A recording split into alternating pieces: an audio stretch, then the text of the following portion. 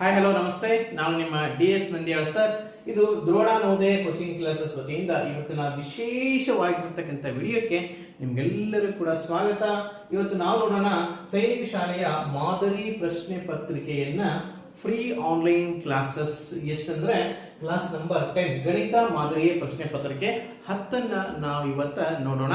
ಇದು Drona Navodaya coaching classes Rampur ಜಿಲ್ಲಾ ಚಿತ್ರದುರ್ಗ ಉಪಶಾಖೆ ಬಂದ್ಬಿಟ್ಟು ನಿಮಗೆ ಎಲ್ಲಿ ಸಿಗುತ್ತೆ ಅಂದ್ರೆ ದಾವಣಗೆರೆ ಜಿಲ್ಲೆಯ ಚೆನ್ನಗಿರಿ ಹತ್ತಿರದ ಸಂತೆಬೆನ್ನೂರು ಸಮೀಪ ಇರುವಂತಹ KB ಗ್ರಾಮದಲ್ಲಿ ನಮ್ಮದು ಇನ್ನೊಂದು ಉಪಶಾಖೆ ಕೂಡ ಇದೆ. ನಮ್ಮ ಟೋಟಲಿ 2 ಶಾಖೆಗಳು ಈ ಸದ್ಯಕ್ಕೆ ರನ್ ಆಗ್ತಾ ಇದೆ. ನಾನು ಇವತ್ತು ನೋಡೋಣ ಫ್ರೀ ಆನ್ಲೈನ್ ಕ್ಲಾಸಸ್ ಅಲ್ಲಿ ಸೈನಿಕಕ್ಕೆ ಕೇಳಬಹುದಾದಂತಹ ಸಂಭವನೀಯ ವೆರಿ ಇಂಪಾರ್ಟೆಂಟ್ ಆಗಿರ್ತಕ್ಕಂಥ ಪ್ರಶ್ನೆಗಳನ್ನ ಇವತ್ತಿನ ಒಂದು ಕ್ಲಾಸ್ ಅಲ್ಲಿ ನೋಡೋಣ. ವೆರಿ ವೆರಿ ವೆರಿ ಇಂಪಾರ್ಟೆಂಟ್ ಆಗಿರ್ತಕ್ಕಂಥ ಕೆಲವೊಂದಿಷ್ಟು ಟಫೆಸ್ಟ್ ಲೆಕ್ಕಗಳನ್ನ ಈಸಿಯಾಗಿ ಹೆಂಗ್ ಮಾಡೋದು ಅನ್ನೋದನ್ನ ಇವತ್ತಿನ ಕ್ಲಾಸ್ ಅಲ್ಲಿ ನೋಡ್ತೇನೆ. ನೀವು ಇದನ್ನ ಕಂಪ್ಲೀಟ್ ಆಗಿ ವಿಡಿಯೋ ಸ್ಕಿಪ್ ಮಾಡ್ಲಾರ್ದಂಗೆ ನೋಡ್ರಿ. ಹೆಚ್ಚಿನ ಜನಕ್ಕೆ ಶೇರ್ ಮಾಡ್ರಿ. ಹೆಚ್ಚು ಜನ ಸೈನಿಕ ಒಂದು ಪ್ರಿಪರೇಷನ್ ಯಾರೆಲ್ಲ ಮಾಡ್ತಿದಾರಲ್ಲ ಅವರೆಲ್ಲರೂ ಕೂಡ ಈ ಒಂದು ಕ್ಲಾಸಸ್ಗಳು ಯೂಸ್ ಆಗುತ್ತೆ. ಓಕೆ, ಈಗ ಫಸ್ಟ್ ಕ್ವಶನ್ ಏನಿದೆ ಅನ್ನೋದನ್ನ ನೋಡೋಣ. ಫಸ್ಟ್ ನೋಡಿ ಪ್ರಶ್ನೆ ಏನಿದೆ ಅದನ್ನ ನೋಡ್ರಿ. ಫಸ್ಟ್ ರಾಮನು 20 ಕಿಲೋಮೀಟರ್ ಪರ್ ಅವರ್ ವೇಗದಲ್ಲಿ 1 ಗಂಟೆಯವರೆಗೆ ಪ್ರಯಾಣ ಮಾಡಿ.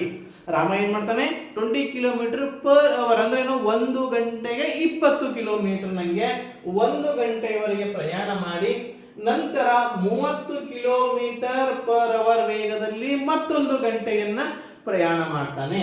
ಓಕೆ, ಮತ್ತೊಂದು ಗಂಟೆ ಪ್ರಯಾಣ ಮಾಡುತ್ತಾನೆ. ಹಾಗಾದ್ರೆ ರಾಮನ ಸರಾಸರಿ ವೇಗ ಎಷ್ಟು ಅಂತ ಇದೆ.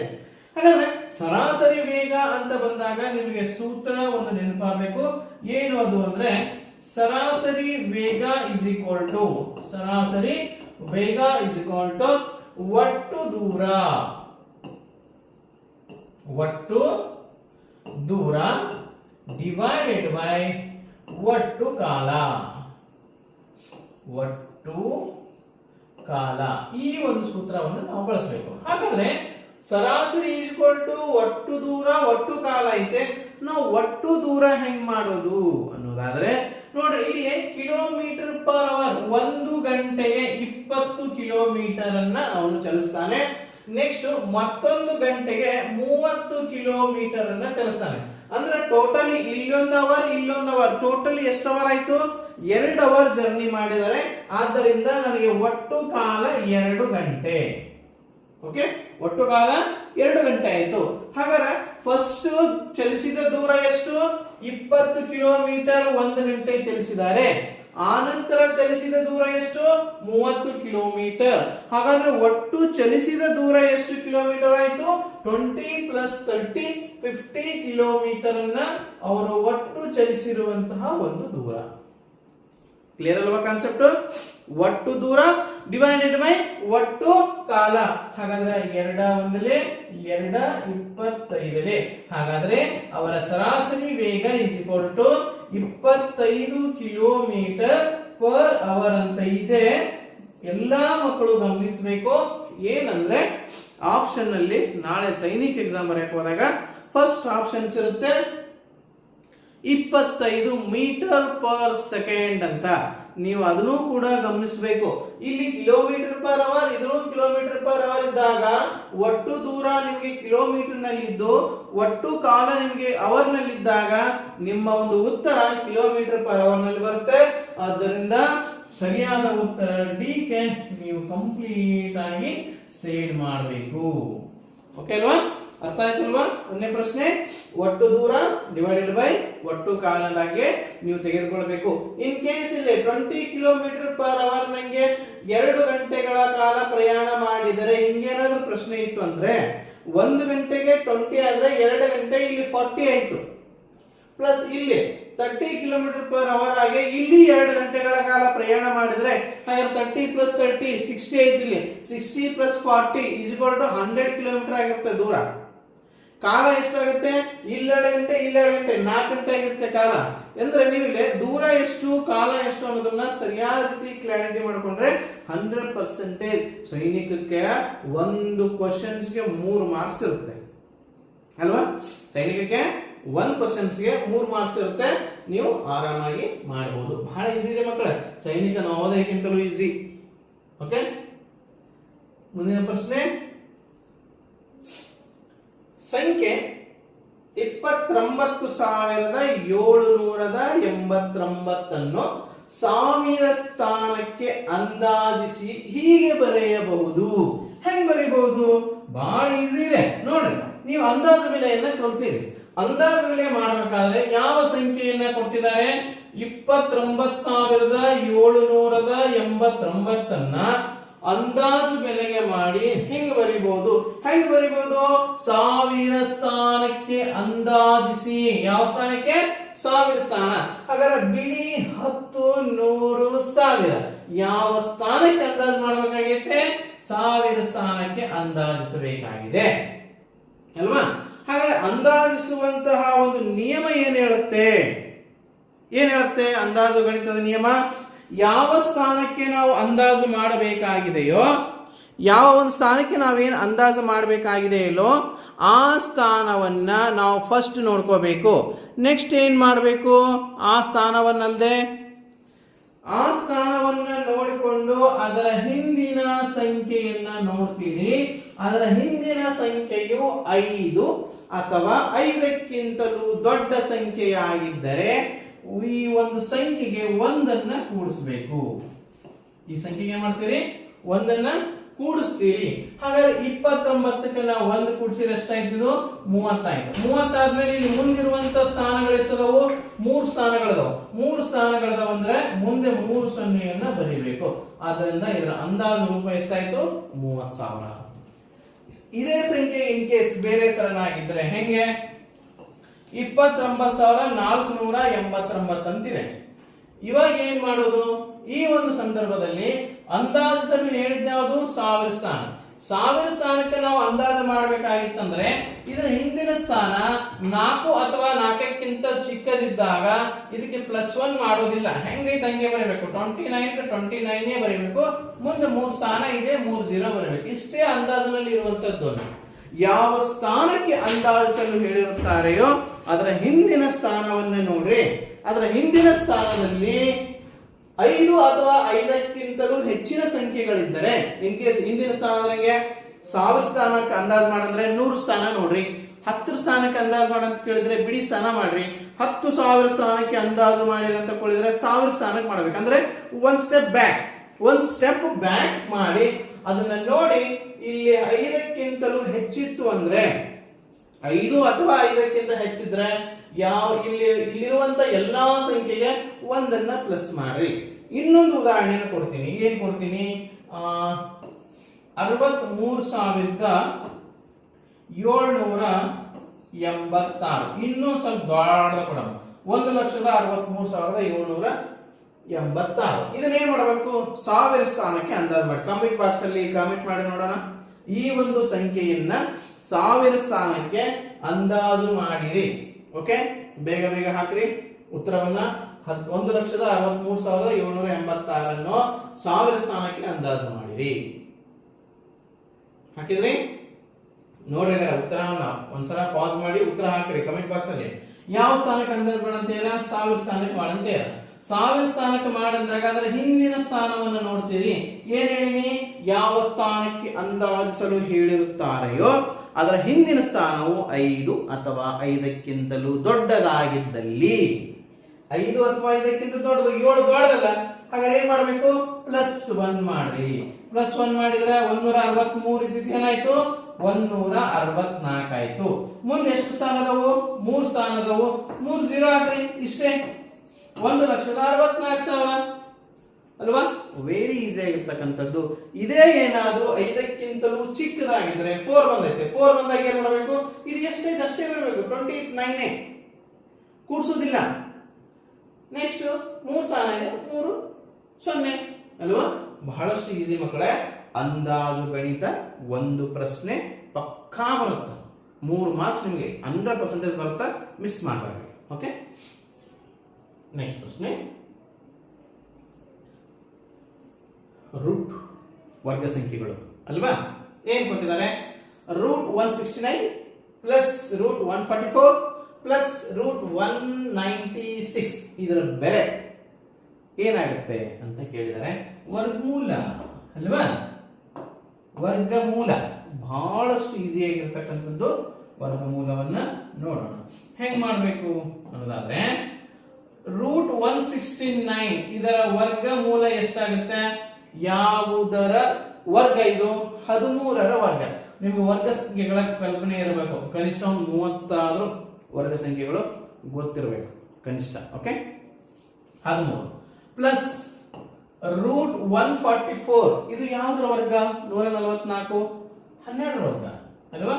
12 ಮತ್ತೆ ಪ್ಲಸ್ ಏನ್ ಸಿಂಬಲ್ ಐತಾ ಆ ಸಿಂಬಲ್ ಹಾಕೋರಿ. ನೆಕ್ಸ್ಟ್ √196 ಇದೆ, ಇದು ಯಾವುದರ ವರ್ಗ? 14ರ ವರ್ಗ. ಓಕೆ, 14ರ ವರ್ಗ. ಹಾಗಾದ್ರೆ ಇವನ್ನೆಲ್ಲವನ್ನ ಕೂಡಿಸಿದ್ರೆ ಏನಾಗುತ್ತೆ? 13 ಒಂದು ಕಡಿಮೆ ಇದೆ, ಇನ್ನೊಂದು ಹೆಚ್ಚಿದೆ, 13 ಮೂಲ 39 ಅಲ್ವಾ? Answer is 39. ಆದ್ದರಿಂದ ಆಪ್ಷನ್ ಬಿ ಸರಿಯಾದಂತ ಉತ್ತರ. ಹಾಗಾದ್ರೆ ನಿಮಗೊಂದು ಪ್ರಶ್ನೆ ಹಾಕ್ತೀನಿ, ಕಮೆಂಟ್ ಬಾಕ್ಸ್ ಅಲ್ಲಿ ನಂಬರ್ 3 ಅಂತ ಹೇಳಿ ಬರೆದು ಕಮೆಂಟ್ ಮಾಡಿ. ಏನಿದೆ ರೂಟ್? ನಿಮಗೆ ಇದು ಪ್ರಶ್ನೆ ನಾ ಮಾಡೋದಿಲ್ಲ, ನೀವು ಮಾಡಿ ಆನ್ಸರ್ ಅನ್ನು ಹಾಕ್ರಿ. ಓಕೆ, ನಿಮ್ಮ ಪ್ರಶ್ನೆ √625 ಪ್ಲಸ್ √400 ಮೈನಸ್ ಇವೆರಡನ್ನ ಕೂಡಿಸಿ ಇದನ್ನ ಕಳಿಬೇಕು. ಏನು? √25. ಓಕೆ, ಇದನ್ನು ಮಾಡಿ ಕಮೆಂಟ್ ಬಾಕ್ಸ್ ಅಲ್ಲಿ ಇದರ ಒಂದು ಉತ್ತರವನ್ನಾಗಿ 3 ಪ್ಲಸ್ ಇದೆ, ಇಲ್ಲಿ ಮೈನಸ್ ಹಾಕಿದ್ದೀನಿ, ಸರಿಯಾದ ರೀತಿಯಿಂದ ಅಬ್ಸರ್ವ್ ಮಾಡಬೇಕು. ಓಕೆ, ನೆಕ್ಸ್ಟ್ ಮುಂದಿನ ಪ್ರಶ್ನೆ ಹೋಗೋಣ. ಪ್ರಶ್ನೆ ಸಂಖ್ಯೆ 4. ಅದಕ್ಕಿಂತ ಮುಂಚೆ ನಮ್ಮ ರಾಷ್ಟ್ರ ಮಟ್ಟದ Drona talent award, Drona coaching classes Karnataka ರಾಜ್ಯದಲ್ಲಿನೇ ಅತ್ಯುನ್ನತವಾದಂತ ಹೆಸರು ಮಾಡಿರ್ತಕ್ಕಂಥ ಒಂದು ವಿಶೇಷವಾಗಿರ್ತಕ್ಕಂಥ ಒಂದು ನವೋದಯ ಕೋಚಿಂಗ್ ಕ್ಲಾಸಸ್ ಕೊಡುವಂತ ಒಂದು ಸಂಸ್ಥೆ. ಇದು ಚಿತ್ರದುರ್ಗ ಜಿಲ್ಲೆಯ ರಾಂಪುರ್ನಲ್ಲಿ ಇರುವಂತದ್ದು, ನಿಮ್ಗೆಲ್ಲರಿಗೂ ತಿಳಿದಿರತಕ್ಕಂಥ ಒಂದು ವಿಚಾರ. ನಮ್ಮ ಸಂಸ್ಥೆಯಲ್ಲಿ ದಿನಾಂಕ 23/4/2025 ಒಂದು ಟ್ಯಾಲೆಂಟ್ ಅವಾರ್ಡ್ ಕಾರ್ಯಕ್ರಮವನ್ನು ನಾವು ಮಾಡ್ತಾ ಇದೀವಿ. ಅಂದ್ರೆ 4ನೇ ಕ್ಲಾಸ್, ಪ್ರಸ್ತುತ 4ನೇ ಕ್ಲಾಸ್ ಇರಬೇಕು ಅಥವಾ ಪ್ರಸ್ತುತ 3ನೇ ಕ್ಲಾಸ್ ಇರಬೇಕು, ಆ ಮಕ್ಕಳಿಗೆ ಟ್ಯಾಲೆಂಟ್ ಸರ್ಚ್ ಅವಾರ್ಡ್ ಅಂತೇಳಿ ಒಂದು ನಾವು ಅವಾರ್ಡ್ ಅನ್ನ ಕೊಡ್ತಾ ಇದೀವಿ. ಅದು ದ್ರೋಣ ಟ್ಯಾಲೆಂಟ್ ಅವಾರ್ಡ್. ಒಟ್ಟು ಬಹುಮಾನಗಳ ಮೊತ್ತ 2 ಲಕ್ಷ ರೂಪಾಯಿಗಳು. ಓಕೆ, ಇದಕ್ಕೆ ನೀವು ಒಂದು ರಿಜಿಸ್ಟ್ರೇಷನ್ ಮಾಡ್ಕೋಬೇಕಾಗುತ್ತೆ. ಯಾರು ಈ ವರ್ಷ 4 ಇರುವಂತ ಮಕ್ಕಳು, ಅಂದ್ರೆ ನೆಕ್ಸ್ಟ್ ಜೂನ್ ಇಂದ ಅವರು 5 ಬರ್ತಿರಬೇಕು ಅಂತ ಮಕ್ಕಳಿಗೋಸ್ಕರ ಇರುವಂತದ್ದು. ಇದಕ್ಕೆ ನೀವೇನ್ ಮಾಡಬೇಕು? 23 ತಾರೀಕು, ಎಷ್ಟನೇ ತಾರೀಕು ಎಕ್ಸಾಮ್ ಇದೆ?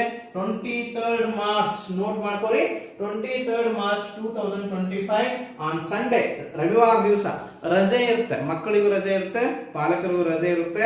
ಆ ಒಂದು ಟೈಮಲ್ಲಿ ಒಂದು ಸ್ಟೇಟ್ ಲೆವೆಲ್ ಎಕ್ಸಾಮ್ ಇರುತ್ತೆ. ಸುಮಾರು 500ಕ್ಕೂ ಅಧಿಕ ಮಕ್ಕಳು ಈ ಒಂದು ಪರೀಕ್ಷೆಯಲ್ಲಿ ಭಾಗವಹಿಸ್ತಾರೆ. ನಿಮ್ಮ ಮಕ್ಕಳನ್ನು ಕೂಡ ಈ ಒಂದು ಶಾಲೆಗೆ ಕರ್ಕೊಂಡ್ ಬರ್ರಿ. 23/3/2025 ರವಿವಾರದಂದು ಬೆಳಗ್ಗೆ ಸಮಯ 11 ಗಂಟೆಗೆ ನಾವು ಎಕ್ಸಾಮ್ ಅನ್ನ ಪ್ರಾರಂಭ ಮಾಡ್ತಾ ಇದ್ದೇವೆ. ಬಹುಮಾನಗಳ ಮೊತ್ತ 2 ಲಕ್ಷ ಇದೆ. ಫಸ್ಟ್ ಬಂದ್ರೆ ಮಗು 60,000 ರೂಪಾಯಿ ಪ್ರೈಸ್ ಇದೆ. ನೆಕ್ಸ್ಟ್ ಬಂದ್ರೆ 50,000, ನೆಕ್ಸ್ಟ್ 40,000, 30,000, 20,000 ಈ ತರನಾಗಿ ಬಹು ದೊಡ್ಡ ಮಟ್ಟದ ಪ್ರೈಸ್ ಇದೆ. ಈ 60,000 ಅಲ್ಲಿ 10,000 ಕ್ಯಾಶ್ ಪ್ರೈಸ್, 50,000 ಶಿಷ್ಯ ವೇತನ, 50,000 ಅಲ್ಲಿ 5,000 ರೂಪಾಯಿ ಕ್ಯಾಶ್ ಪ್ರೈಸ್, 45,000 ರೂಪಾಯಿ ಶಿಷ್ಯ ವೇತನ. ನೆಕ್ಸ್ಟ್ 3,000 ರೂಪಾಯಿ ಕ್ಯಾಶ್ ಪ್ರೈಸ್, 37,000 ರೂಪಾಯಿ ಶಿಷ್ಯ ವೇತನ. ಫೋರ್ತ್ ಅಲ್ಲಿ 2,000 ರೂಪಾಯಿ ನಗದು ಬಹುಮಾನ, 28,000 ರೂಪಾಯಿ ಸ್ಕಾಲರ್ಶಿಪ್ ಶಿಷ್ಯ ವೇತನ. ಫಿಫ್ತ್ ಅಲ್ಲಿ 1,000 ರೂಪಾಯಿ ಕ್ಯಾಶ್ ಪ್ರೈಸ್ ಮತ್ತು 19,000 ರೂಪಾಯಿ ಶಿಷ್ಯ ವೇತನವನ್ನು ನಾವು ಕೊಡ್ತೇವೆ. ಇದೆಲ್ಲವೂ ಕೂಡ ನಮ್ಮ ಒಂದು ದ್ರೋಣ ಸಂಸ್ಥೆಯಲ್ಲಿ ವಿಶೇಷವಾಗಿರ್ತಕ್ಕಂಥ ಟ್ಯಾಲೆಂಟ್ ಮಕ್ಕಳಿಗೆ ಕೊಡುವಂಥದ್ದು. ಸರ್, ಪರೀಕ್ಷಾ ವಿಷಯಗಳನ್ನ ಏನ್ ಕೇಳ್ತೀರಿ ಅಂದ್ರೆ, ಪರೀಕ್ಷಾ ವಿಷಯಗಳು 4ನೇ ಕ್ಲಾಸ್ ಸಂಬಂಧಪಟ್ಟಂಗೆ ಹೆಚ್ಚು ಕಡಿಮೆ ಸ್ವಲ್ಪ ಮುಂದುವರೆದಂತೆ ಕನ್ನಡ, ಇಂಗ್ಲಿಷ್ 2 ಲ್ಯಾಂಗ್ವೇಜ್ ಅಲ್ಲಿ ಪರೀಕ್ಷೆಯನ್ನ ನೀವು ಬರೀಬಹುದು. ಅಂದ್ರೆ ಒಂದು ಪ್ರಶ್ನೆ ಪತ್ರಿಕೆ 2 ಲ್ಯಾಂಗ್ವೇಜ್ ಅಲ್ಲಿ ಇರುತ್ತೆ, ಕನ್ನಡ ಇಂಗ್ಲಿಷ್ 2ರಲ್ಲೂ ಇರುತ್ತೆ.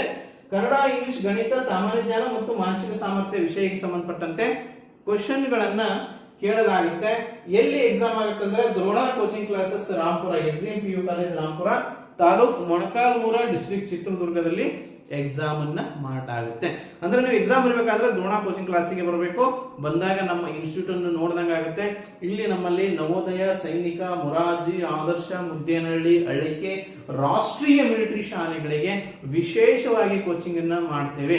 ಈ ವರ್ಷ ಬಂದಂತಹ ಕಿತ್ತೂರು ಎಕ್ಸಾಮ್, ಈಗಾಗಲೇ ಕಿತ್ತೂರು ಎಕ್ಸಾಮ್ ಅಂತೂ ನಮ್ಮ ಸಂಸ್ಥೆಯಿಂದ 18 ಮಕ್ಕಳು ಸೆಲೆಕ್ಷನ್ ಅನ್ನ ಆಗಿದ್ದಾರೆ. ರಾಷ್ಟ್ರೀಯ ಮಿಲಿಟರಿ ಶಾಲೆಯಲ್ಲಿ ಕೂಡ ಹೈಯೆಸ್ಟ್ ಒಂದು ರ್ಯಾಂಕಿಂಗ್ ಅನ್ನ 150 ಔಟ್ ಆಫ್ 200ಗೆ 150 ವರೆಗೆ ಕೂಡ ಹೈ ರ್ಯಾಂಕಿಂಗ್ ಅನ್ನ ಮಾಡಿದ್ದಾರೆ. ನಮ್ಮ ಸಂಸ್ಥೆಯು ರಾಜ್ಯಕ್ಕೇನೆ ಅತಿ ಹೆಚ್ಚು ರಿಸಲ್ಟ್ ಅನ್ನ ಕೊಡುವ ಸಂಸ್ಥೆಗಳಲ್ಲಿ ಒಂದಾಗಿದ್ದು, ಈ ಪಾಲಕರು ಇಲ್ಲಿ ನಿಮ್ಮ ಮಕ್ಕಳ ನವೋದಯ ಕೋಚಿಂಗ್ ಅನ್ನು ಕೂಡ ಕೊಡಿಸಬಹುದು. ಅದಲ್ಲದೆ ಸಮ್ಮರ್ ವೆಕೇಶನ್ ಅಂತೇಳಿ 6ನೇ ಕ್ಲಾಸಿಂದ 10ನೇ ಕ್ಲಾಸಿನವರೆಗೂ ವಿಶೇಷವಾಗಿರ್ತಕ್ಕಂಥ ಸಮ್ಮರ್ ವೆಕೇಶನ್ ಮಾಡ್ತೀವಿ. ನಿಮ್ಮ ಮಕ್ಕಳು ಇನ್ ಕೇಸ್ ಇವಾಗ ಏನಾದರೂ 9th ಸ್ಟ್ಯಾಂಡರ್ಡ್ ಇದ್ರೆ ನೆಕ್ಸ್ಟ್ ಅವರು 10th ಬರ್ತಾರೆ, ಅವ್ರಿಗೆ ಕನ್ನಡ ಮೀಡಿಯಂ ಇರಲಿ ಇಂಗ್ಲಿಷ್ ಮೀಡಿಯಂ ಇರಲಿ ವಿಶೇಷವಾಗಿ ಅವರಿಗೆ ಕೋಚಿಂಗ್ ಅನ್ನು ಮಾಡ್ತೀವಿ 10th. ಒಂದು ನೆನಪಿರಲಿ ಮಕ್ಕಳೇ, ಇನ್ನು ಮುಂದೆ ಬರುವ ದಿನಮಾನಗಳಲ್ಲಿ ಕಾಪಿಗೆ ಅವಕಾಶವಿಲ್ಲ, ತಿಳ್ಕೊಂಡ್ಬಿಡ್ರಿ. ಇನ್ನು ಮುಂದೆ ಗ್ರೇಸ್ ಮಾರ್ಕ್ಸ್ಗಳು ಕೊಡೋದಿಲ್ಲ, ಓದಬೇಕು, ಪಾಸ್ ಆಗ್ಬೇಕಷ್ಟೇ. ಆದ್ದರಿಂದ ಎಲ್ಲಾ ಮಕ್ಕಳು ಕೂಡ ಕಡ್ಡಾಯವಾಗಿ ಓದಲೇಬೇಕು. ಆದ್ದರಿಂದ 2 months ಸಮ್ಮರ್ ವೆಕೇಶನ್ ಪ್ಲಾನ್ ಮಾಡ್ರಿ. Drona institute one of the best institute. ನಿಮಗೆ ಹೈಸ್ಕೂಲ್ ಮಕ್ಕಳಿಗೆ ವಿಶೇಷವಾಗಿ ಕೋಚಿಂಗ್ ಅನ್ನು ಕೊಡುವಂತ ಒಂದು ಸಂಸ್ಥೆ ಆಗೈತೆ. ಯಾರಿಗಾದರೂ ಈ ಒಂದು ಇನ್ಸ್ಟಿಟ್ಯೂಟ್ ಬಗ್ಗೆ ಹೆಚ್ಚಿನ ಮಾಹಿತಿ ಬೇಕಾದ್ರೆ ನನ್ನ ನಂಬರಿಗೆ ನೀವು ಕರೆ ಮಾಡಬಹುದು. ಓಕೆ, ನನ್ನ ನಂಬರ್ನ 9986972170 ಈ ನಂಬರಿಗೆ ಕರೆ ಮಾಡ್ರಿ.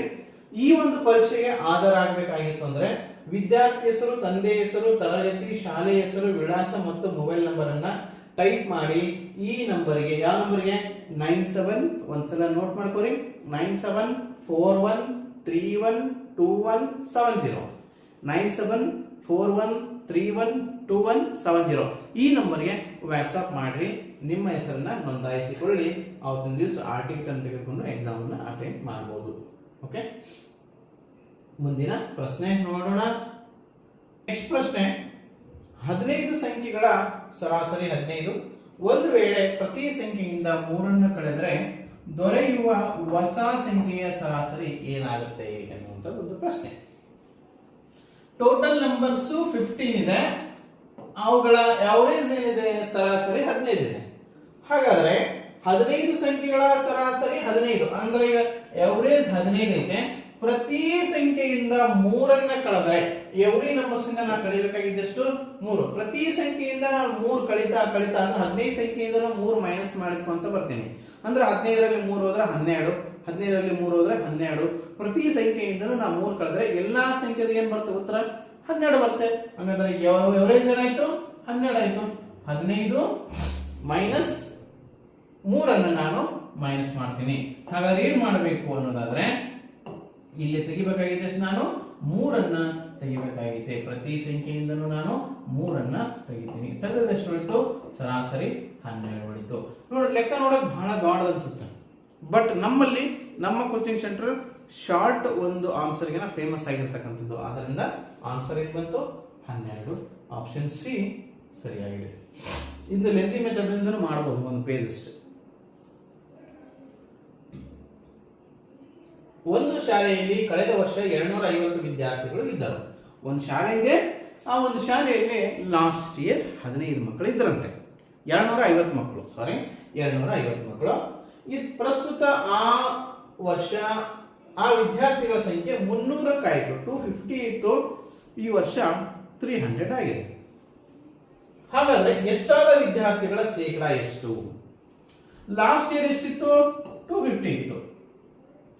ಈ ವರ್ಷ ಎಷ್ಟಾಗಿದೆ, 300 ಆಗಿದೆ. ಹಾಗಾದ್ರೆ ಹೆಚ್ಚಳ ತಗೋಬೇಕು. ಫಸ್ಟ್ ಹೆಚ್ಚಳ ಎಷ್ಟಾಯ್ತು ಅಂತ ನೋಡೋದಾದ್ರೆ, ಇವಾಗ 300 ಇದೆ, ಲಾಸ್ಟ್ ಇಯರ್ 250 ಇತ್ತು. ಹಾಗಾದ್ರೆ ಎಷ್ಟು ಎಕ್ಸ್ಟ್ರಾ ಆಯ್ತು, 50 ಎಕ್ಸ್ಟ್ರಾ ಆಯ್ತು. ಎಕ್ಸ್ಟ್ರಾ ಇದ್ದೆಷ್ಟು, 50. ಹಾಗಾದ್ರೆ ಶೇಕಡಾ ಹೆಚ್ಚಳ ಫಾರ್ಮುಲಾ ಇದಕ್ಕೆ ನೋಡಿರಿ, ನೇರವಾಗಿನೂ ಮಾಡಬಹುದು. ನಾನು ವಿತೌಟ್ ಫಾರ್ಮುಲಾ ಮಾಡೋದು ಬಹಳ, ಸೂತ್ರಗಳ ಸಹಾಯವಿಲ್ಲದೇನೆ ಲೆಕ್ಕ ಮಾಡಿಸೋದು ಬಹಳ, ಏಕಮಾನ ಪದ್ಧತಿ ಮೂಲಕ ಲೆಕ್ಕ ಮಾಡಿಸ್ತೀನಿ. ಆದ್ರೂ ಕೂಡ ಸೂತ್ರ ನೋಡ್ಕೊಂಡು, ಶೇಕಡಾ ಹೆಚ್ಚಳ ಇಸ್ ಈಕ್ವಲ್ ಟು ಹೆಚ್ಚಳ ಇಂಟು 100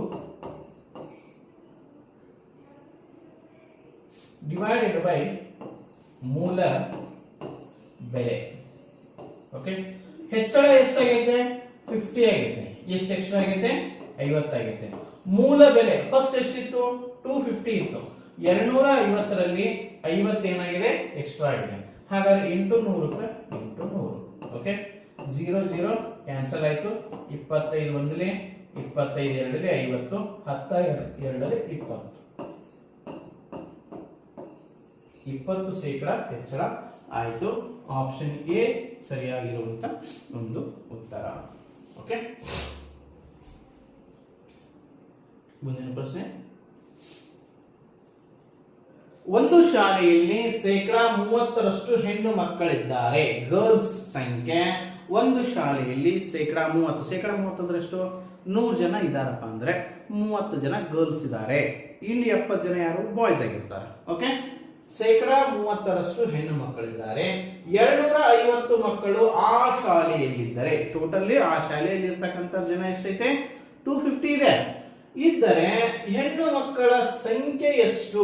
ನೋಡ್ರಿ, ಒಂದು ಶಾಲೆಯಲ್ಲಿ 30% ಹೆಣ್ಣು ಮಕ್ಕಳಿದ್ದಾರೆ. ಹೆಣ್ಣು ಮಕ್ಕಳಿದ್ದಾರೆ ಅಂತಂದ್ರೆ 30% ಅಂದ್ರೆ ಪ್ರತಿ 100ರಲ್ಲಿ ಇನ್ ಕೇಸ್ ಆ ಶಾಲೆ ಎಷ್ಟಂತ 100 ಇತ್ತು ಅಂತಂದ್ರೆ ಅದರಲ್ಲಿ ಹೆಣ್ಣು ಮಕ್ಕಳ ಸಂಖ್ಯೆ ಎಷ್ಟಾಗಿರ್ತದೆ? 30%. ಇದರ ಅರ್ಥ ಏನು? ಪ್ರತಿ 100ಕ್ಕೆ ಅಂತ ಅರ್ಥ. 100ರಲ್ಲಿ 30 ಜನ ಹೆಣ್ಣು ಮಕ್ಕಳಿದ್ರೆ ಇನ್ ಕೇಸ್ ಆ ಶಾಲೆಯಲ್ಲಿ 250 ಮಕ್ಕಳಿದ್ರೆ 100ರಲ್ಲಿ 30 ಇದ್ರೆ 250ರಲ್ಲಿ ಎಷ್ಟು ಇರ್ತಾರೆ ಅನ್ನೋ ಪ್ರಶ್ನೆ. ಬಹಳ ಈಜಿ ಐತಿಲ್ಲ? ಓಕೆ, ಓರೆ ಗುಣಾಕಾರ ಮಾಡ್ತೀರಿ. 250 ಇಂಟು 30 ಕ್ರಾಸ್ ಮಲ್ಟಿಪ್ಲಿಕೇಶನ್ ಅಂತ ಕರಿತೀವಿ ಇದಕ್ಕೆ ಅಲ್ವಾ? Divided by 100. ಈ 0 ಕ್ಯಾನ್ಸಲ್, ಈ 0 ಕ್ಯಾನ್ಸಲ್. 25 ಮೂರಲೇ 75 ಜನ ಆ ಶಾಲೆಯಲ್ಲಿ ಇರುವಂತಹ ಒಂದು ಹೆಣ್ಣು ಮಕ್ಕಳ ಸಂಖ್ಯೆ. ಹಾಗಾದ್ರೆ ಕಮೆಂಟ್ ಬಾಕ್ಸ್ ಅಲ್ಲಿ ನೀವು ಹಾಕಬೇಕಾಗಿದ್ದೇನು? ಆ ಶಾಲೆಯಲ್ಲಿರುವ ಗಂಡು ಮಕ್ಕಳ ಸಂಖ್ಯೆ ಎಷ್ಟು ಅನ್ನೋದನ್ನ ನೀವು ಉತ್ತರ ಹಾಕಬೇಕು. ಈಗ ನಾನು 250 ಜನ ಇದೆ, ಅದು 30% ಅಂತಂದ್ರೆ 75 ಜನ ಗರ್ಲ್ಸ್ ಅಂತ ಹಾಕಿದ್ದೀನಿ. ಹಾಗಾದ್ರೆ ಬಾಯ್ಸ್ ಸಂಖ್ಯೆ ಎಷ್ಟು ಅನ್ನೋದನ್ನ ನೀವು ಉತ್ತರದಲ್ಲಿ ಹಾಕಬೇಕು. ಮುಂದಿನ ಪ್ರಶ್ನೆ. ಓಕೆ, ನಮ್ಮ ಇನ್ನೊಂದು ಉಪಶಾಖೆ ದ್ರೋಣ ನವೋದಯ ಅಕಾಡೆಮಿ ಎಲ್ಲಿ? ಕಸ್ತೂರ್ಬಾ ಗ್ರಾಮ, ಕೆವಿ ಗ್ರಾಮ ಅಂತ ಕರಿತೀವಿ. ತಾಲೂಕು ಚನ್ನಗಿರಿ ತಾಲೂಕು, ದಾವಣಗೆರೆ ಜಿಲ್ಲೆಯಲ್ಲಿ. ಬಹಳಷ್ಟು ಒಂದು ಪಾಲಕರ ಒಂದು ಒತ್ತಾಯ ಇತ್ತು ನಮ್ಮ ಮೇಲೆ, ಸರ್ ದಾವಣಗೆರೆ ಜಿಲ್ಲೆಗೆ ನಮಗೊಂದು ಶಾಖೆ ಕೊಡಿ ಸರ್, ನಮಗೆ ಅಲ್ಲಿಂದ ಬರ್ಲಿಕ್ಕೆ ದೂರ ಆಗುತ್ತೆ, ಬಟ್ ನಮ್ಮ ಮಕ್ಕಳು ಕಲಿತರೆ ನಿಮ್ಮ ಇನ್ಸ್ಟಿಟ್ಯೂಟ್ ಅಲ್ಲೇ ಕಲಿಬೇಕು, ಆದ್ದರಿಂದ ನಿಮ್ಮ ಮಾರ್ಗದರ್ಶನದ ಅವಶ್ಯಕತೆ ನಮ್ಮ ಮಕ್ಕಳಿಗೆ ತುಂಬಾ ಇದೆ, ನೀವು ನಮಗೆ ಒಂದು ಶಾಖೆ ಕೊಡಿ ಅಂತೇಳಿ ಬಹಳಷ್ಟು ಪೇರೆಂಟ್ಸ್ ಒತ್ತಾಯ ಮಾಡ್ತಾ ಇದ್ರು ಸುಮಾರು 3 ವರ್ಷದಿಂದ. ಅವರೆಲ್ಲರ ಒತ್ತಾಯಕ್ಕೆ ಮಾಡೋದು ಈ ವರ್ಷ ಕಸ್ತೂರ್ಬಾ ಗ್ರಾಮ, ಕೆವಿ ಒಂದು ಗ್ರಾಮ ಅಂತ ಕರಿತೀವಿ, ತಾಲೂಕು ಚನ್ನಗಿರಿ, ಜಿಲ್ಲಾ ದಾವಣಗೆರೆಯಲ್ಲಿ ವಿಶೇಷವಾಗಿರ್ತಕ್ಕಂಥ ಒಂದು ಶಾಖೆಯನ್ನು ನಾವು ಆರಂಭ ಮಾಡ್ತಾ ಇದ್ದೇವೆ. ಯಾವ ಪ್ಲೇಸು? ಶ್ರೀ ವಿದ್ಯಾಪೀಠ ಕಾನ್ವೆಂಟ್ ಕಸ್ತೂರ್ಬಾ ಗ್ರಾಮ ವಿದ್ಯಾಪೀಠ ಅನ್ನುವಂತಹ ಒಂದು ಶಾಲೆಯಲ್ಲಿ ಕಸ್ತೂರ್ಬಾ ಗ್ರಾಮದಲ್ಲಿ ಸಂತೆಬೆನ್ನೂರು ಮತ್ತು ಸಾಸಲು ಮುಖ್ಯ ರಸ್ತೆ, ನಿಮ್ಗೆ ಸಂತೆಬೆನ್ನೂರಿಂದ ಕೇವಲ 5 ಕಿಲೋಮೀಟರ್ ಅಂತರದಲ್ಲಿ ನಮ್ಮ ಒಂದು ಇನ್ಸ್ಟಿಟ್ಯೂಟ್ ಪ್ರಾರಂಭವಾಗಿದೆ ಹೊಸದಾಗಿ. ಇಲ್ಲಿ ಕೂಡ ನಿಮಗೆ 28 ಮಾರ್ಚ್ 2025ರಂದು ಒಂದು ಎಂಟ್ರೆನ್ಸ್ ಎಕ್ಸಾಮ್ ಅನ್ನು ಮಾಡ್ತೀವಿ. ಹೈಯೆಸ್ಟ್ ಎಕ್ಸಾಮ್ ಎಷ್ಟು ಮಾರ್ಕ್ಸ್ ತೆಗೆದುಕೊಂಡಂತ ಮಕ್ಕಳಿಗೆ ಅಲ್ಲಿ ಕೂಡ ಸ್ಕಾಲರ್ಶಿಪ್ ಅನ್ನು ಕೊಡ್ತೀವಿ. ನೆನಪಿರ್ಲಿ, ರಾಂಪುರ್ನಲ್ಲಿ 23 ಮಾರ್ಚ್ 2025 ಸಂಡೇ, ಚನ್ನಗಿರಿಯಲ್ಲಿ ಬರುವಂತದ್ದು, ಚನ್ನಗಿರಿ ತಾಲೂಕಿನ ಸಂತೆಬೆನ್ನೂರು ಹತ್ತಿರ ಇರುವಂತದ್ದು, ಅಂದ್ರೆ ದಾವಣಗೆರೆ ಜಿಲ್ಲೆಯಲ್ಲಿ ಇರ್ತಕ್ಕಂಥ ಮಕ್ಕಳಿಗೆ 28 ಮಾರ್ಚ್ 2025 ಶುಕ್ರವಾರ ದಿವಸ ಎಕ್ಸಾಮ್ ಅನ್ನ ಮಾಡ್ತೇವೆ. ಅಲ್ಲಿ ಕೂಡ ರೆಸಿಡೆನ್ಷಿಯಲ್ ಮತ್ತು ನಾನ್ ರೆಸಿಡೆನ್ಷಿಯಲ್, ವಸತಿ ಸಹಿತ ವಸತಿ ರಹಿತ ಎರಡೂ ಇದೆ. ಬೇಸಿಗೆ ತರಬೇತಿ ಶಿಬಿರ ಅಲ್ಲಿ ಕೂಡ ಪ್ರಾರಂಭ ಮಾಡ್ತಾ ಇದ್ದೇವೆ. ಎಷ್ಟನೇ ಕ್ಲಾಸ್ ಮಕ್ಕಳಿಗೆ? 4, 5, 6, 7ನೇ ಕ್ಲಾಸ್ ಮಕ್ಕಳಿಗೆ ಬೇಸಿಗೆ ತರಬೇತಿಯನ್ನ ಮಾಡ್ತೇವೆ. ಸಮ್ಮರ್ ವೆಕೇಶನ್ 2025 ಮಾಧ್ಯಮ ಅಲ್ಲಿ ಕನ್ನಡ ಆಗಿರುತ್ತೆ. 6, 7ನೇ ಕ್ಲಾಸ್ ಮಕ್ಕಳಿಗೆ ಕನ್ನಡ, ಮ್ಯಾಥ್ಸ್, ಇಂಗ್ಲಿಷ್ ಮತ್ತು ಜಿಕೆ ಫೌಂಡೇಶನ್ ಕ್ಲಾಸ್ ಅನ್ನು ಕೂಡ ಅಲ್ಲಿ ಮಾಡಲಾಗುತ್ತೆ. ಆನಂತರ 4ನೇ ಕ್ಲಾಸ್ ಮಕ್ಕಳಿಗೆ, 3ನೇ ಕ್ಲಾಸ್ ಮಕ್ಕಳಿಗೆ ನವೋದಯ ಫೌಂಡೇಶನ್ ಕ್ಲಾಸ್ಗಳನ್ನ ಸಮ್ಮರ್ ನಿಂದನೇ ಪ್ರಾರಂಭ ಮಾಡ್ತೀವಿ. ಯಾರೆಲ್ಲ ನಿಮ್ಮ ಮಕ್ಕಳು ನವೋದಯ ಓದಬೇಕು, ಸೈನಿಕ ಓದಬೇಕು ಅಂತ ದೊಡ್ಡದಾದಂತ ಗುರಿಯನ್ನು ಹೊಂದಿದ್ದೀರಿ, ನಿಮ್ಗೆಲ್ಲರೂ ಸಹ ಸುವರ್ಣ ಅವಕಾಶ ಇದೆ.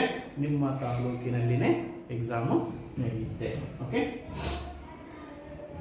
ನೆಕ್ಸ್ಟ್ ಪ್ರಶ್ನೆ. ಒಬ್ಬ ವ್ಯಾಪಾರಿಯು 4,000 2 ವರ್ಷಗಳಿಗೆ 16% ಬಡ್ಡಿ ದರದಂತೆ ಸಾಲ ತೆಗೆದುಕೊಂಡನು. 2 ವರ್ಷಗಳ ನಂತರ ಅವನು ಹಿಂತಿರುಗಿಸಬೇಕಾಗಿರ್ತಕ್ಕಂಥ ಮೊತ್ತ ಎಷ್ಟು? ಟೋಟಲ್ ಅಮೌಂಟ್ ಎಷ್ಟು ಕೊಡಬೇಕು? ಇಲ್ಲಿ ನೋಡ್ತಾರೆ, ಬಡ್ಡಿ ಕೇಳೋರು ಮೊತ್ತ ಕೇಳೋರು, ಅದನ್ನ ಸರಿಯಾದ ರೀತಿ ನಾವು ಅಬ್ಸರ್ವೇಷನ್ ಮಾಡಬೇಕಾಗುತ್ತೆ. ಇಲ್ಲಿ ಏನ್ ಕೇಳಿದ್ದಾರೆ, ಮೊತ್ತ ಕೇಳಿದ್ದಾರೆ, ಅಂದ್ರೆ ಟೋಟಲ್ ಅಮೌಂಟ್ ಬಡ್ಡಿ ಸೇರಿ ಎಷ್ಟು ಕೊಡಬೇಕು. ಹಾಗಾದ್ರೆ ಇದಕ್ಕೆ ಬಳಸ್ತಕ್ಕಂಥ ಸೂತ್ರ ಯಾವ್ದು, ನಾವು PTR ಡಿವೈಡೆಡ್ ಬೈ 100 ಅಂತ ಹೇಳಿ ಕರಿತೀವಿ. ನಮ್ಗೆ ಟೋಟಲ್ ಬೇಕಾಗಿರ್ತಕ್ಕಂಥದ್ದೇನು, ಅಮೌಂಟ್ ಬೇಕಾಗಿದೆ, ಒಟ್ಟು ಎಷ್ಟು ಅಂತ ಹೇಳಿ. ಬೇಕಾದ್ರೆ ನೀವು ಏನ್ ಮಾಡ್ಕೋಬಹುದು, ಮೊದಲು ನೀವು ಅಸಲನ್ನ ಕಂಡು ಹಿಡ್ಕೋರಿ. ಓಕೆ, PTR ಅದನ್ನ ನೀವು ಫಸ್ಟ್ ಕಂಡು ಹಿಡ್ಕೋರಿ. ಇಂಟ್ರೆಸ್ಟ್ ಫಸ್ಟ್ ಕಂಡು ಹಿಡಿದು ಆಮೇಲೆ ಅಮೌಂಟ್ ಅನ್ನ ಮಾಡಿ. I is equal to PTR divided by 100. P ಅಂತಂದ್ರೆ ಏನು, ಅಸಲು ಎಷ್ಟಿದೆ, 4,000 ರೂಪಾಯಿ ಅವರು ಅಸಲನ್ನ ಕೊಟ್ಟಿದ್ದಾರೆ, 4,000 ರೂಪಾಯಿ. ಟೈಮ್ ಎಷ್ಟಿದೆ, ವರ್ಷ. ಇದು ಕಡ್ಡಾಯವಾಗಿ 2 ವರ್ಷ, ಅಂದ್ರೆ ವರ್ಷದಲ್ಲಿ ಇರೋ ತರ ನೋಡ್ಕೋಬೇಕು. ಮಂತ್ ಇದ್ರೆ ಅದನ್ನ ವರ್ಷಕ್ಕೆ ಕನ್ವರ್ಟ್ ಮಾಡಬೇಕು. ಪರ್ಸೆಂಟೇಜ್ ರೇಟ್ ಆಫ್ ಇಂಟ್ರೆಸ್ಟ್ ಎಷ್ಟಿದೆ, 16% ಇದೆ. ಡಿವೈಡೆಡ್ ಬೈ 100 ಇದೆ, ಡಿವೈಡೆಡ್ ಬೈ 100. 2 ಕ್ಯಾನ್ಸಲ್ ಆಯ್ತು. Okay, 16 32, 32 into 40 into 40. 0ಗೆ 0, 4 8, 4 12, 1,280 ರೂಪಾಯಿ. ಏನಿದು, ಕೇವಲ ಬಡ್ಡಿ, ಇಂಟ್ರೆಸ್ಟ್. ಇದು ಇದೇ ಉತ್ತರನ ಫಸ್ಟ್ನೇ ಆಪ್ಷನ್ಸ್ ಇರುತ್ತೆ, ಹಾಗೆ ಹಾಕ್ಬಿಡ್ತೀವಿ. ಅಲ್ಲ, ಅವ್ರು ಏನ್ ಕೇಳಿದಾರೆ, ವಾಪಸ್ ಕೊಡ್ಬೇಕಾಗಿರ್ತಕ್ಕಂಥ ಮೊತ್ತ ಕೇಳಿದ್ದಾರೆ. ಮೊತ್ತ ಅಂತಂದ್ರೆ ನಾವು ಪ್ರಾರಂಭದಲ್ಲಿ ಕೊಟ್ಟಂತ ದುಡ್ಡು ಪ್ಲಸ್ ಬಡ್ಡಿ ಎರಡು ಸೇರಿದ್ರೆ ಮೊತ್ತ ಆಗುತ್ತೆ. ಹಾಗಾದ್ರೆ ಪ್ರಾರಂಭದಲ್ಲಿ ಅವ್ರು ಕೊಟ್ಟಿದ್ದೆಷ್ಟು, 4,000 ರೂಪಾಯಿ ಕೊಟ್ಟಿದ್ದಾರೆ. ಇವೆರಡನ್ನ ಕೂಡಿಸ್ರಿ, 4,000 ಪ್ಲಸ್ 1,280, ಎರಡನ್ನು ಕೂಡಿಸಿದ್ರೆ 5,280 ರೂಪಾಯಿ ಆಗುತ್ತೆ. ಆದ್ದರಿಂದ ಮೊತ್ತ ಈಕ್ವಲ್ ಟು 5,280. ಆಪ್ಷನ್ ಬಿ ಸರಿಯಾದಂತ ಒಂದು ಉತ್ತರ. ಓಕೆ, ಕಂಪಲ್ಸರಿ ಈ ಚಾಪ್ಟರ್ ಮೇಲೆ ಪ್ರಶ್ನೆ ಬರುತ್ತೆ, ಮಿಸ್ ಇಲ್ಲ. ನಾನು ಏನ್ ತಗೊಂಡಿನಿ ಯಾವ ಕೂಡ ಮಿಸ್ ಆಗಲ್ಲ. ಶಾಲಿನಿ 2 ಸರಗಳನ್ನ ರೂಪಾಯಿ 37,800 ಮುಖ್ಯ ಖರೀದಿಸಿದಳು. ನಂತರ ಒಂದು ಸರವನ್ನ 18,800ಕ್ಕೆ, ಇನ್ನೊಂದನ್ನ 23,500ಕ್ಕೆ ಮಾರಾಟ ಮಾಡಿದಳು. ಇದರಿಂದ ಅವಳಿಗಾದ ಲಾಭ ಅಥವಾ ನಷ್ಟ ಎಷ್ಟು ಅಂತ ಕೇಳಿದ್ದಾರೆ. ಶಾಲಿನಿ ಏನ್ ಮಾಡಿದಾಳೆ ಅಂದ್ರೆ 2 ಸರಗಳನ್ನ 37,800 ರೂಪಾಯಿಗೆ ತೆಗೆದುಕೊಂಡಿದ್ದಾಳೆ. ನನಗೆ ಲಾಭ ಆಯ್ತು ನಷ್ಟ ಆಯ್ತು ಅಂತ ಗೊತ್ತಾಗಬೇಕಾದ್ರೆ ಕೊಂಡ ಬೆಲೆ ಎಷ್ಟು ತಗೊಂಡ್ರು ಗೊತ್ತಾಗಬೇಕು, ಎಷ್ಟಕ್ಕೆ ಮಾರಿದ್ರು ಗೊತ್ತಾಗಬೇಕು. ಈಗ 2 ವಸ್ತುಗಳನ್ನು 10,000 ರೂಪಾಯಿಗಳಿಗೆ ತೆಗೆದುಕೊಂಡೆನು, ನನಗೆ ಲಾಭ ಆಯಿತು ನಷ್ಟ ಆಯಿತು ಹೇಳ್ರಿ. 2 ವಸ್ತುಗಳನ್ನ 10,000ಕ್ಕೆ ಒಂದರಂತೆ ತೆಗೆದುಕೊಂಡೆ, ನನಗೆ ಲಾಭ ಆಯಿತು ನಷ್ಟ ಆಯಿತು ಹೇಳಕ್ ಬರಲ್ಲ. ಯಾಕಂದ್ರೆ ಎಷ್ಟಕ್ಕೆ ತಗೊಂಡಿನಿ ಅಂತ ಅನ್ನೋದೈತೆ, ಎಷ್ಟಕ್ಕೆ ಮಾರಿನಿ ಅಂತ ಅನ್ನೋದಿಲ್ಲಲ್ಲ. ಅಂದ್ರೆ ನಮ್ಗೆ 2 ಕ್ಲಿಯರ್ ಇರಬೇಕು, ಮಾರಾಟ ಬೆಲೆ ಕೊಂಡಿರ್ಬೇಕು ಕ್ಲಿಯರ್ ಇರಬೇಕು, ಕೊಂಡ ಬೆಲೆನೂ ಕ್ಲಿಯರ್ ಇರಬೇಕು, ಅಂದಾಗ ನಾವು ಕಂಡುಹಿಡಿಯಕ್ಕೆ ಸಾಧ್ಯತೆ ಐತೆ. ಹಾಗಾದ್ರೆ 2 ವಸ್ತುಗಳನ್ನ ತೆಗೆದುಕೊಂಡಾಗ ಎರಡನ್ನು ಸೇರಿ 37,800 ರೂಪಾಯಿ ಕೊಟ್ಟಾರ. ಒಂದೊಂದಕ್ಕೆ ಎಷ್ಟು ಅಂದ್ರೆ ನಮ್ಗೆ ಬೇಕಾಗಿಲ್ಲ, ಎರಡನ್ನು ಸೇರಿ 37,800 ರೂಪಾಯಿ ಖರೀದಿ ಮಾಡಿದ್ದಾರೆ. ನೆಕ್ಸ್ಟ್ ಈ ವಸ್ತುಗಳ ಮಾರಾಟ ಬೆಲೆ ಏನೈತಪ್ಪ ಅಂತ ನೋಡಿದ್ರೆ, ಒಂದನ್ನ 18,800 ರೂಪಾಯಿಗೆ ಮಾರ್ಯಾರ, ಇನ್ನೊಂದನ್ನ 23,500 ರೂಪಾಯಿಗೆ ಮಾರ್ಯಾರ.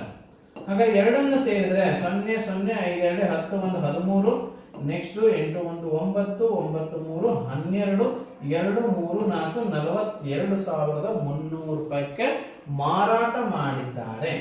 ಹಾಗಾದ್ರೆ ಮಾರಾಟ ಬೆಲೆ ಹೆಚ್ಚಾಗಿದ್ರೆ ಲಾಭ, ಕೊಂಡ ಬೆಲೆ ಹೆಚ್ಚಾಗಿದ್ರೆ ಹಾನಿ.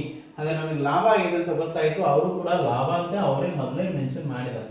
ಓಕೆ, ಹಾಗಾದ್ರೆ ಲಾಭ ಇಸ್ ಈಕ್ವಲ್ ಟು ಮಾರಾಟ ಬೆಲೆ ಮೈನಸ್ ಕೊಂಡ ಬೆಲೆ. ಮಾರಾಟ ಬೆಲೆ ಎಷ್ಟಿದೆ, 42,300 ಇದೆ.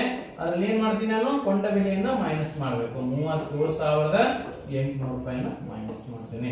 0 0 13ರಲ್ಲಿ 8 ಹೋದ್ರೆ 5, ನೆಕ್ಸ್ಟ್ 12ರಲ್ಲಿ 8 ಹೋದ್ರೆ 4 0 4,500 ರೂಪಾಯಿ ಅವರಿಗಾದಂತ ಒಂದು ಲಾಭ. ಓಕೆ, ಇಲ್ಲಿ ನೀವು ಮಾಡಬೇಕಾಗಿದ್ದು ಇಷ್ಟೇ ಮಕ್ಕಳೇ, ಒಟ್ಟು ಕೊಂಡ ಬೆಲೆ ಒಟ್ಟು ಮಾರಾಟ ಬೆಲೆ ಮಾಡಿದ್ರೆ ಮಾರಾಟ ಬೆಲೆ ಹೆಚ್ಚಾಗಿತ್ತಂದ್ರೆ ಲಾಭ ಆಗಿರ್ತದೆ, ಕೊಂಡ ಬೆಲೆ ಹೆಚ್ಚಾಗಿದ್ರೆ ಹಾನಿ ಆಗಿರುತ್ತೆ. Okay, simple. ನೆಕ್ಸ್ಟ್, ಒಂದು ವೇಳೆ ಅನುಪಾತದ ಮೇಲೆ ಕಡ್ಡಾಯವಾಗಿ ಬರುತ್ತೆ ಪ್ರಶ್ನೆ. ಪಿ ಅನುಪಾತ Q is equal to, P ಅನುಪಾತ ಕ್ಯೂ ಇಸ್ ಈಕ್ವಲ್ ಟು ಏನಾದ್ರು ಇಸ್ ಈಕ್ವಲ್ ಟು 3:4 ಆದ್ರೆ, ಕ್ಯೂ ಅನುಪಾತ ಆರ್ ಇಸ್ ಈಕ್ವಲ್ ಟು 8:9 ಆಗಿದ್ರೆ, ಇವೆರಡನ್ನು ಕೂಡ ಕೊಟ್ಟ, ಇವೆರಡು ಡಾಟಾ ನಮಗೆ ಸಾಕಾಗುತ್ತೆ. ಓಕೆ, ಇವೆರಡೇ ಡಾಟಾ ನಮಗೆ ಸಾಕಾಗುತ್ತೆ. ಪಿ ಕ್ಯೂ ಆರ್ ಬೆಲೆ ಏನಾಗುತ್ತೆ ಅಂತ ಕೇಳಿದ್ದಾರೆ. ಬಹಳಷ್ಟು ಈಸಿ ಆಗಿರ್ತಕ್ಕಂಥ ಪ್ರಶ್ನೆ. ಇದಕ್ಕೊಂದು ಶಾರ್ಟ್ ಮೆಥಡ್ ಹೇಳ್ತೀನಿ ಕೇಳಿ. ಓಕೆ, ಇದನ್ನ ಬರ್ಕೊಂಡ್ಬಿಡ್ರಿ. P Q R. P Q ನ ಬೆಲೆ ಏನೈತೆ? ಪಿ 3 ಆಗಿತ್ತು ಅಂದ್ರೆ ಕ್ಯೂ ಏನಾಗಿರ್ತೈತೆ? 4 ಆಗಿರುತ್ತೆ. ಪಿ 3 ಆದ್ರೆ ಕ್ಯೂ ಏನಾಗಿರುತ್ತೆ? 4 ಆಗಿರುತ್ತೆ. ನೆಕ್ಸ್ಟ್ ಕ್ಯೂ 8 ಆದ್ರೆ ಇದನ್ನ ಕೆಳಗಡೆ ಬರ್ಕೋರಿ. ಕ್ಯೂ 8 ಆದ್ರೆ ಆರ್ ಏನಾಗಿರುತ್ತೆ? 9 ಆಗಿರುತ್ತೆ. ಅರ್ಥ ಆಯ್ತಾ? ಹಾಗಾದ್ರೆ ಈ ಲೈನ್ ಗ್ಯಾಪ್ ಆಯ್ತು, ಇಲ್ಲಿ ಈ ಲೈನ್ ಗ್ಯಾಪ್ ಆಯ್ತು ಅಲ್ವಾ? ಇಲ್ಲಿ ಪಕ್ಕಕ್ಕಿರುವ ನಂಬರ್ ಅನ್ನ ಇಲ್ಲಿ ಬರ್ಕೋರಿ. 4 ಪಕ್ಕ 4. ಇಲ್ಲಿ ಇದ್ರ ಪಕ್ಕಕ್ಕಿರುವ ನಂಬರ್ ಅನ್ನ ಇಲ್ಲಿ ಬರ್ಕೋರಿ. ಅಂದ್ರೆ ಖಾಲಿ ಇರುವಂತಹ ಜಾಗಕ್ಕೆ ಅದರ ಪಕ್ಕದಲ್ಲಿರುವ ನಂಬರ್ ಅನ್ನ ಬರ್ಕೋಬೇಕು. ಇದು ಈಸಿಯೆಸ್ಟ್ ಮೆಥಡ್ ಅನ್ನ ನಾನು ನಿಮ್ಗೆ ಹೇಳ್ತಾ ಇದ್ದೀನಿ. ನೆಕ್ಸ್ಟ್ ಏನ್ ಮಾಡಬೇಕು? ಇವುಗಳ ಗುಣಲಬ್ಧ ಮಾಡಬೇಕು. 9 4 36 ಕೂಡಿಸಬಾರ್ದು, ಕಳಿಬಾರ್ದು, ಗುಣಾಕಾರ ಮಾಡಬೇಕು. 8 4 32, 8 3 24. ಓಕೆ, ರೈಟ್ ಅಲ್ಲ? ಈಗ ಇನ್ ಕೇಸ್ ಇವು ಕನಿಷ್ಠ ರೂಪಕ್ಕೆ ತರೋಕ್ ಬಂದ್ರೆ ಕಟ್ತಾ ಹೋದ್ರೆ ಕಟ್ತಾ ಹೊಡಿಬೇಕಾಗುತ್ತೆ. ಯಾವ ಮೇಲಿಂದ ಕಟ್ತಾ ಹೋಗುತ್ತೆ? 4ರಿಂದ ಹೋಗುತ್ತಾ? 4 6 24, 4 8 32, 4 9 36. ಅಂದ್ರೆ ಉತ್ತರ 6:8:9. ಎರಡೇ ಕಟ್ತಾ ಹೋದ್ರೆ ಹೊಡೆಯಂಗಿಲ್ಲ. 6 9 ಇಲ್ಲಿ ಹೋಗುತ್ತೆ ಹೊಡೆಯಂಗಿಲ್ಲ. ಎಲ್ಲಾ ಸಂಖ್ಯೆಗಳು ಕಟ್ತಾ ಹೋದ್ರೆ ಮಾತ್ರ ಹೊಡಿಬೇಕು. ಆನ್ಸರ್ 6:8:9. ಆಪ್ಷನ್ ಬಿ ಸರಿಯಾಗಿದೆ. ರೈಟ್. ನಂಬರ್ 10. ಓಕೆ, ನಮ್ಮ ಒಂದು ಚಿತ್ರದುರ್ಗ ಜಿಲ್ಲೆಯ ಅತಿ ಹೆಚ್ಚು ಫಲಿತಾಂಶ ನೀಡುತ್ತಿರುವ ಸಂಸ್ಥೆ ನಮ್ಮಲ್ಲಿ ಸೈನಿಕ ಟಾಪರ್ಸ್ ಮತ್ತು ನವೋದಯ ಟಾಪರ್ಸ್ ಇವರು. ನಮ್ಮ ಒಂದು ಇನ್ಸ್ಟಿಟ್ಯೂಟ್ ಲಿಂದ ಲಾಸ್ಟ್ ಇಯರ್ ರಿಸಲ್ಟ್ ಅನ್ನು, ಈ ವರ್ಷದ ರಿಸಲ್ಟ್ ಬಂದಿಲ್ಲ, ಲಾಸ್ಟ್ ಇಯರ್ ರಿಸಲ್ಟ್ ಡಿಸ್ಟ್ರಿಕ್ಟ್ಗೆ ಫಸ್ಟ್ ರ್ಯಾಂಕ್ ತೆಗೆದುಕೊಂಡಂತವರು ನಾವೇ. ಜಿಲ್ಲೆಗೆ ಪ್ರಥಮ ಸ್ಥಾನ ಬಂದಿದ್ದು ನಮ್ಮ ಸಂಸ್ಥೆಯ ಒಂದು ಮಗು ದೀಕ್ಷಾ ಕಲ್ಲೇಶ್, ಶ್ರೀ ದೀಕ್ಷಾ ಕಲ್ಲೇಶ್ ಅಂತೇಳಿ. ಈ ಮಗು district topper first rank. Next district 3rd rank ಕೂಡ ನಮ್ದೆ, ಚಂದನಾ ವಾಗೇಶ್ ಅಂತೇಳಿ. ಅಂದ್ರೆ ನಮ್ಮಿಂದ ಪಾಸ್ ಆಗುವಂತ ಮಕ್ಕಳು ಕೂಡ ಡಿಸ್ಟ್ರಿಕ್ಟ್ ಲೆವೆಲ್ ಒಂದು ಕಾಂಪಿಟೇಷನ್ ಅಲ್ಲಿ ಕೇವಲ ಸೆಲೆಕ್ಷನ್ ಮಾತ್ರ ಅಲ್ಲ, ಜಿಲ್ಲೆಗೆ ಪ್ರಥಮ ಒಂದು ಬರುವ ಮಟ್ಟಕ್ಕೆ ನಮ್ಮ ಮಕ್ಕಳನ್ನು ನಾವು ರೆಡಿ ಮಾಡಿದ್ದೇವೆ. ನಮ್ಮ ಲಾಸ್ಟ್ ಇಯರ್ ರಿಸಲ್ಟ್ 43 ಮಕ್ಕಳು, 42 ಮಕ್ಕಳು ಫಸ್ಟ್ ಲಿಸ್ಟ್ ಆದ್ರೆ ಅದಾದ್ಮೇಲೆ ಮತ್ತೊಂದು ಮಗು ಆಯಿತು. ಟೋಟಲಿ 43 ಮಕ್ಕಳು ಈ ಒಂದು ನವೋದಯ ಶಾಲೆಗೆ ಆಯ್ಕೆ ಆದ್ರು ಅನ್ನುವಂಥದ್ದು ವಿಶೇಷವಾಗಿರ್ತಕ್ಕಂಥದ್ದು. ಇದೇ ತರನಾಗ ನಾವು ಸೈನಿಕದಲ್ಲಿ ಹೈಯೆಸ್ಟ್ ಅನ್ನು ಮಾರ್ಕ್ಸ್ ಅನ್ನ ಕೊಟ್ಟಿದ್ವಿ. ಕಿತ್ತೂರಲ್ಲಿ ರಾಷ್ಟ್ರೀಯ ಮಿಲಿಟರಿ ಶಾಲೆಯಲ್ಲಿ ಹೈಯೆಸ್ಟ್ ಟೋಟಲ್ ಹೇಳ್ಬೇಕಂದ್ರೆ ಕರ್ನಾಟಕ ರಾಜ್ಯದಲ್ಲಿ ಒಂದು ಅತ್ಯುನ್ನತವಾದಂಥ ಬ್ರ್ಯಾಂಡ್ ನಾವು ದ್ರೋಣ ಅಂತ ಹೇಳೋದ್ರಲ್ಲಿ ತಪ್ಪಿಲ್ಲ. ನೆಕ್ಸ್ಟ್ 10ನೇ ಪ್ರಶ್ನೆ. 5 ಅನುಕ್ರಮ ಸಮಸಂಖ್ಯೆಗಳ ಸರಾಸರಿ 52 ಇದೆ. 2ನೇ ಮತ್ತು 5ನೇ ಸಂಖ್ಯೆಯ ಗುಣಲಬ್ಧ ಏನು ಅಂತ ಕೇಳೋಣ. ನಿಮ್ಮ ನೆನಪಿರಲಿ, ಸರಾಸರಿ ಅಂತ ಕೊಟ್ಟಾಗ ಸರಾಸರಿ ಏನಾಗಿರುತ್ತಂದ್ರೆ ಅನುಕ್ರಮ ಸಂಖ್ಯೆಗಳು ಅಂತ ಕೊಟ್ಟಾಗ ಮಧ್ಯದ ಸಂಖ್ಯೆಯೇ ಸರಾಸರಿ ಆಗಿರ್ತದೆ. ಈ ಸರಾಸರಿ ಮಧ್ಯದ ಸಂಖ್ಯೆ, ಅನುಕ್ರಮ ಸಂಖ್ಯೆಗಳು ಅಂತ ಕೊಟ್ಟಾಗ ಮಧ್ಯದ ಸಂಖ್ಯೆಯೇ ಸರಾಸರಿ ಆಗಿರುತ್ತೆ. ಈ ಒಂದು ಪಾಯಿಂಟ್ ನಿಮಗೆ ಗೊತ್ತಾಗಿರಬೇಕು. ಎಕ್ಸಾಂಪಲ್ ಇಟ್ಕೊಳ್ಳೋದು ನೋಡ್ರಿ, 2 3 4 5 6 ಇವುಗಳ ಸರಾಸರಿ 4 ಇರುತ್ತೆ. ಹೆಂಗಾಗಿರ್ತದೆ ಅಂದ್ರೆ ಯಾವುದೇ ಅನುಕ್ರಮ ಸಂಖ್ಯೆಗಳನ್ನು ಕೊಟ್ಟಾಗ ಅವುಗಳ ಮಧ್ಯದ ಸಂಖ್ಯೆನೇ ಸರಾಸರಿ ಆಗಿರುತ್ತೆ. ಸರ್ ಮಧ್ಯದಲ್ಲಿ 2 ಬಂದ್ರೆ, ಈಗ ಈ ಕಡೆ 2 ಬಿಟ್ರಿ, ಈ ಕಡೆ 2 ಬಿಟ್ರಿ, ಇನ್ ಕೇಸ್ ಮಧ್ಯದಲ್ಲಿ 2 ನಂಬರ್ ಬಂದ್ರೆ ಎಕ್ಸಾಂಪಲ್ 1 2 3 4 5 6 ಈ ತರ 6 ನಂಬರ್ ಕೊಟ್ರೆ ಏನ್ ಮಾಡಬೇಕು? ಈ ಕಡೆನೂ ಅಷ್ಟೇ ನಂಬರ್ಸ್ ಬಿಡ್ರಿ, ಈ ಕಡೆನೂ ಅಷ್ಟೇ ನಂಬರ್ಸ್ ಬಿಡ್ರಿ. ಈಗ ಇವನ್ನ ಬಿಡ್ಲಿಕ್ಕೆ ಬರಲ್ಲ. ಇವೆರಡರ ಮೊತ್ತ 4 3 7 ಸಂಖ್ಯೆಗಳಿಷ್ಟದವು 2 2 ಬಂದ್ರೆ 2 3.5, ಇದರ ಸರಾಸರಿ 3.5 ಅಲ್ವಾ? ಆದ್ದರಿಂದ ಅನುಕ್ರಮ ಸಂಖ್ಯೆಗಳ ಸರಾಸರಿ 52 ಅಂದಾಗ ಈ ಕಡೆ ಏನಿರುತ್ತ? ಈ ಕಡೆ 51 ಇರುತ್ತ, ಈ ಕಡೆ 50, 3 ಸಂಖ್ಯೆ ಅದು. ಈ ಕಡೆ ಏನಿರುತ್ತೆ? ಈ ಕಡೆ 53 ಇರುತ್ತೆ, ಇಲ್ಲಿ 54 ಇರುತ್ತೆ. ಓಕೆ, ಇಲ್ಲಿ 54 ಆಗಿರುತ್ತೆ.